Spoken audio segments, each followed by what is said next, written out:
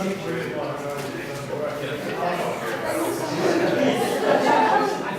name is Richard Luxton. I'm a professor of biosensing technology at the University of West of England. We're presenting more than just a technology. We're presenting a way of life almost that will be coming to us all in the future.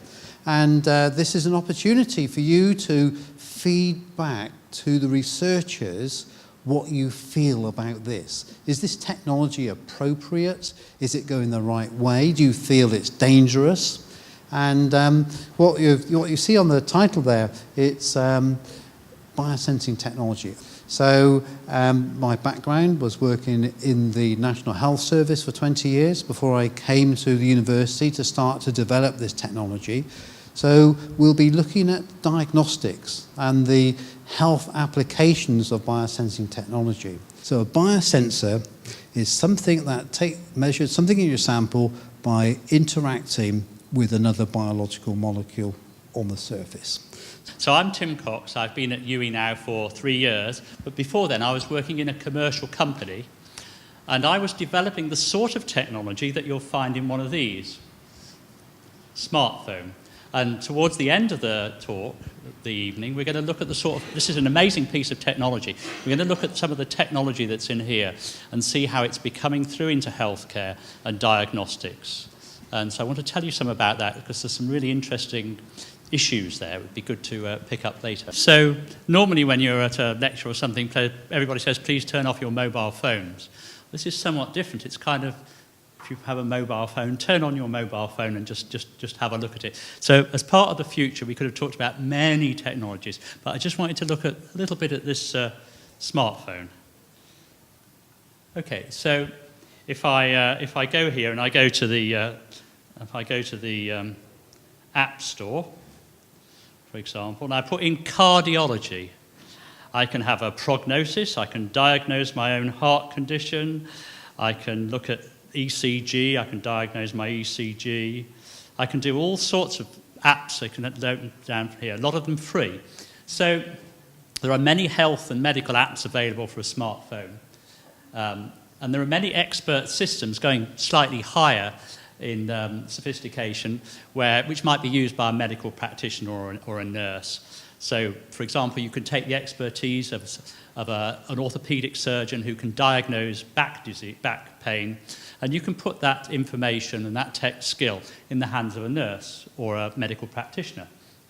What we want to do now is to get you for 5-10 minutes or so within your tables. I want you to just put down 1 or 2 words on the post-it notes about diagnostics. I've not told you anything about it yet because I don't want to sort of cloud your judgment in your minds, but what interests you about diagnostics, and is there anything that worries you about it?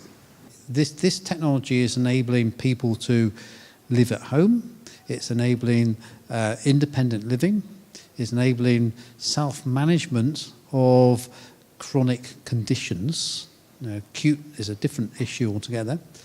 And what we're having here is the interface of this communication device with biosensor technology. So we've got your stickies up here. We've identified a number of issues and a number of things that people would like to measure. So we've got some of the sugar levels, blood sugar. We've got some of the hormone levels like thyroxine, looking at ovulation prediction, and some of the cancer levels, the prostate-specific antigen for prostate cancer, and another test here for an accurate measurement of breathlessness. That's for children with virally induced wheeze. So there's some sort of various targets on a wish list. And then some of the issues here, once you've measured those, what do you do with the results? Okay, where does the data go? Who sees it? What is the security of it? Do you self-manage your condition? Diabetics often do, but if it's a thyroid problem, do you do that? During recovery from a condition, do you do those measurements? Self-management again, do you do the test at home? And then obviously the chronic disease where you want to do lots of measurements over a long period of time versus acute. Could you just summarise what your impression of this map would be what you feel the strength of that map is. And then there's Tim and myself. And if there's any particular question you want to be answered that you don't feel has been answered yet, there's your opportunity. So we'll start with the table here. Well, we've had lots of pros and lots of cons, and it is a very double-edged sword. And so I guess the really important thing is to have events like this and to have a public engagement and to actually make a political issue of these things, because there's nothing inherently wrong or bad in this at all, and yet there are serious problems, and if they're not dealt with at a political level, there is very much the risk of abuse, and of course these things become normalised so very quickly. It seems that we are currently in a place where if you are tested and you're found with something, it's normally too late really to do anything about it. So before these two left, it was, well, do I really want to know? And then the thought was coming, if we can evaluate way before that happens. So if you can evaluate that you are leading towards a heart attack, because I have read somewhere years ago that 70% of people with a heart attack make no change to their lifestyle, in other words, a permanent change to their lifestyle. But if you could detect that 10 years beforehand, then I think we could be in a completely different environment. Regulation and ethics, a lot of fears of who owns the data and what do they then do with it? Does the mobile phone provider own it and sell it?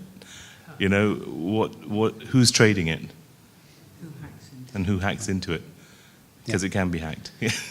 Okay. So I just want to say thank you ever so much again to everybody, your time and your efforts and your thoughts. Thank you for Tim for doing the sort of future bit. Thank you for Stella for inviting us. Brilliant. So we'd love to come back and do some more, but if people want us to come back.